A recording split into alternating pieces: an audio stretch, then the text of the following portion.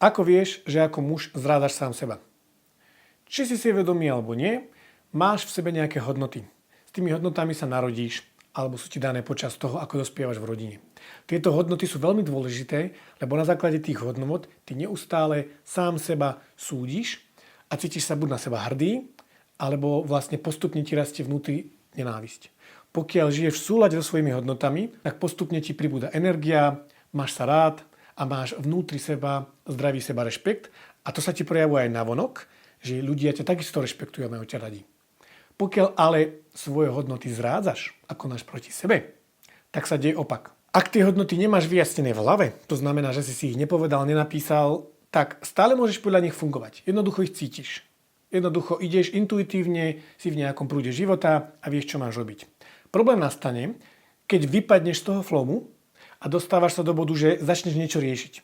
Začneš premýšľať, nevieš sa rozhodnúť a vstupuje tam do toho ten rozmýšľací proces. Vtedy, ak tie hodnoty nevieš, ak ich nemáš pomenované, napísané, tak vlastne nevieš, čím sa máš riadiť. Chýba ti v živote akoby nejaký kompas a často dochádza k tomu, že sa snažíš vyhovieť rodine, priateľom, alebo kalkuluješ, snažíš sa pre seba niečo získať. Je toho rôzne. Sú to jednoducho veci, ktoré nevychádzajú z tvojej najväčšej podstaty, z tvojej hĺbky, ale nejaké naučené stratégie prežitia, ktoré fungujú krátkodobo, ale dlhodobo idú vlastne proti tebe. Ako vieš, že zrádzaš sám seba? Keď spravíš nejaké rozhodnutie, úplne banálne, napríklad kamoši ťa volajú von a ty si unavený.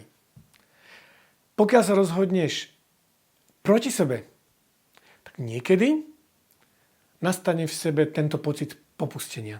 Že akoby uľaví sa ti v čom si, hej. Pustíš to napätie, ktoré si držal, ten náboj, tým pádom sa ti uľaví, ale zároveň strácaš tú mužskú energiu, strácaš ten nadhľad. A vtedy si vlastne zradil tie svoje hodnoty a cítiš sám voči sebe také sklamanie, že si vlastne to nedal.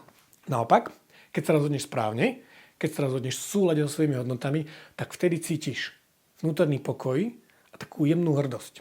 My chlapi sme naučení tieto emócie a pocity vôbec necítiť. Vôbec ich nevnímame. Takže je to vlastne dôležité začať si všímať, keď robíš nejaké rozhodnutia, ako sa potom cítiš. Pretože to, ako sa cítiš, tak to je nejaký taký smerodaj k tomu tvojmu vnútornému kompasu.